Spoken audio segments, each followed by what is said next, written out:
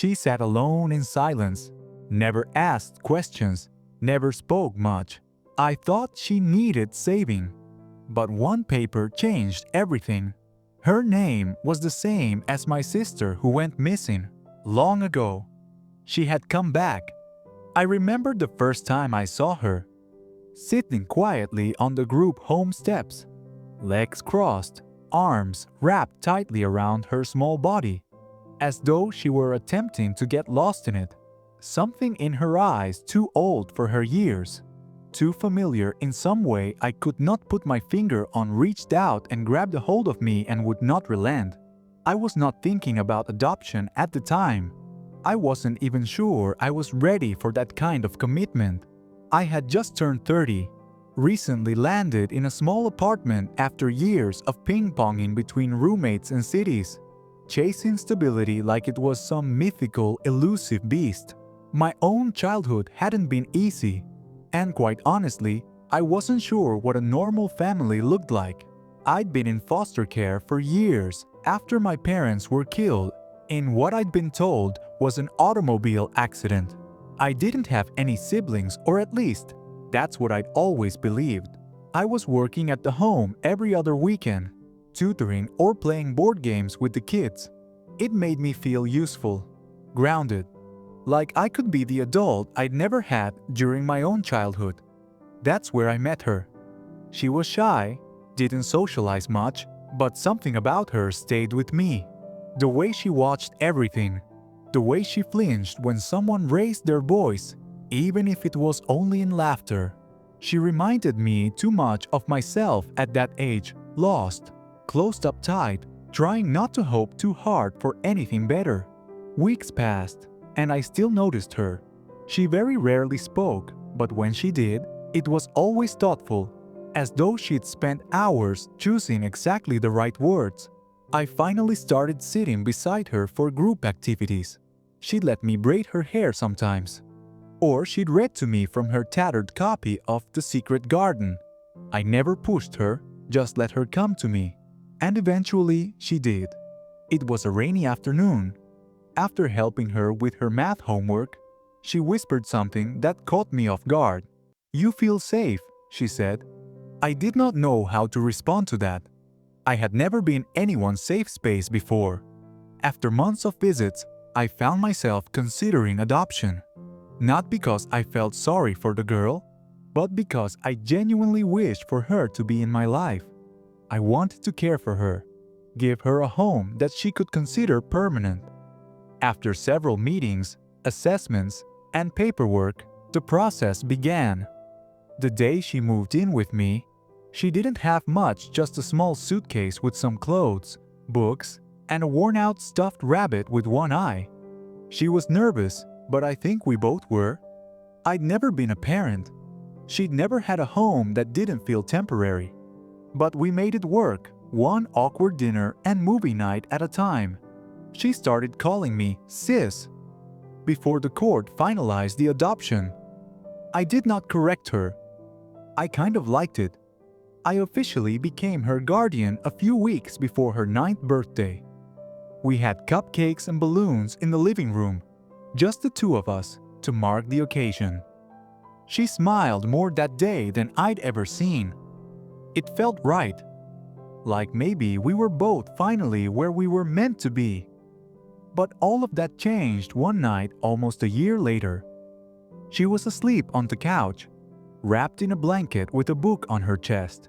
I was washing dishes after dinner when I knocked over a folder she had left on the kitchen table. Papers scattered everywhere. I started to pick them up when one caught my eye. A hospital admission form with her maiden name. I froze. The last name, it was my old last name, the one that I had before I was adopted at 14. A name that I hadn't seen in over 15 years. I shivered.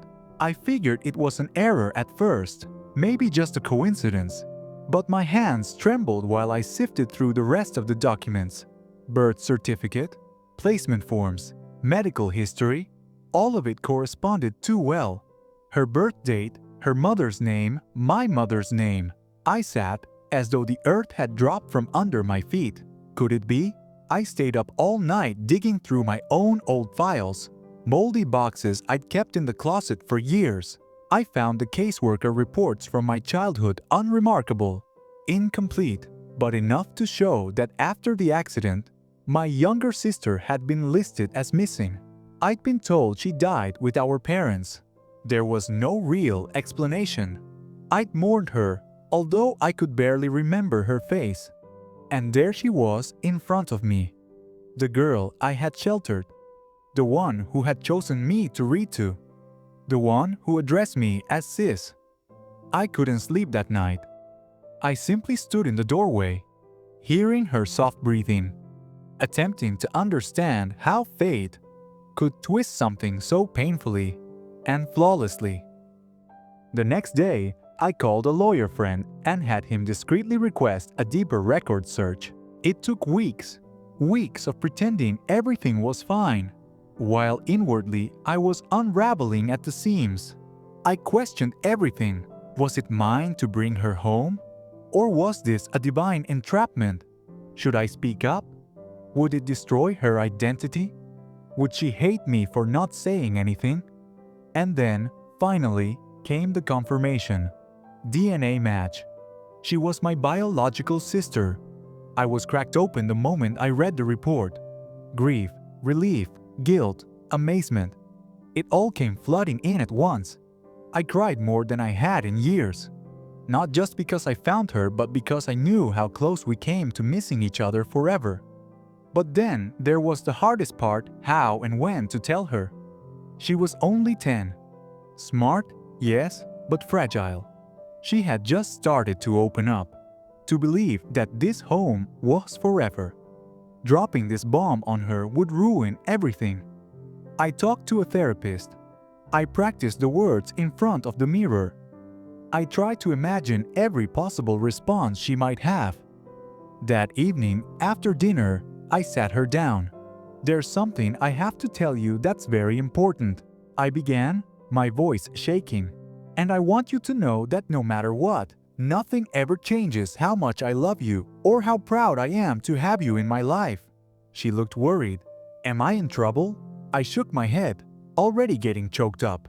"No, baby, not at all. I found out something that makes what we have even more special." I paused, glancing at her face. "Do you remember anything about your family before the group home?" She nodded slowly.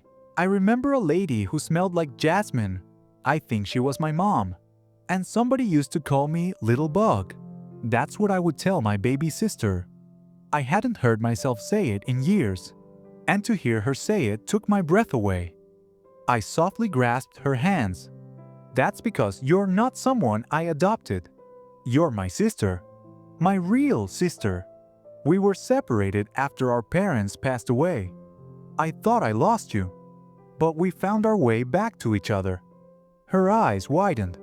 She blinked a few times, attempting to comprehend. And then, quietly, she whispered, "You're really my sister." I nodded, now tears streaming. "Yes. I had no idea when I adopted you, I swear. But the moment I discovered, I had to tell you. You deserve to know the truth." She didn't speak for a long time, just stared at me, her eyes wide and impenetrable. Then she got up, came over, and climbed into my lap, burrowing into me the way she did when she had nightmares. "I knew you felt like home," she said, burying her face in my neck. I held her tightly, swaying us back and forth like we both still wished it were a dream. The next few weeks were a blur. She had questions about our parents, our past, why we were separated. I did not know everything, and some of what I did know was not simple to recount. But we talked, little by little, and I let her dictate the pace. I did not press. I just showed up each day with truth and love. She cried some, I did too. But mostly, we drew closer.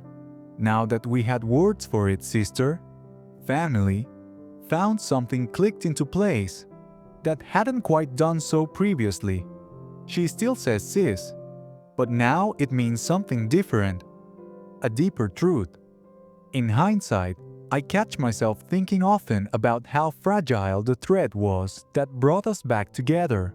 If I hadn't worked at that group home, if I hadn't stopped by that day on the steps, if I'd been a few minutes later, or she'd been sent somewhere else, we might have lived our whole lives not knowing. It sends shivers down my spine and gives me humility at the same time. Our story isn't perfect. We both carry the scars of those lost years. But now we get to write a new chapter together, one with bedtime stories, birthday cakes, and Sunday morning cartoon, watching in pajamas. A life where love is selected and blood refound. Adopting her changed my life. Discovering she was my sister gave that change a depth of meaning I never could have imagined. I used to believe faith was just a word that people used to comfort themselves when they had no control over something. But not anymore. I believe in faith now, because it brought the one person I honestly believed I'd lost forever back to me. And somehow, in a world that had taken so much from both of us, we were able to find our way back to each other, one quiet, ordinary moment at a time.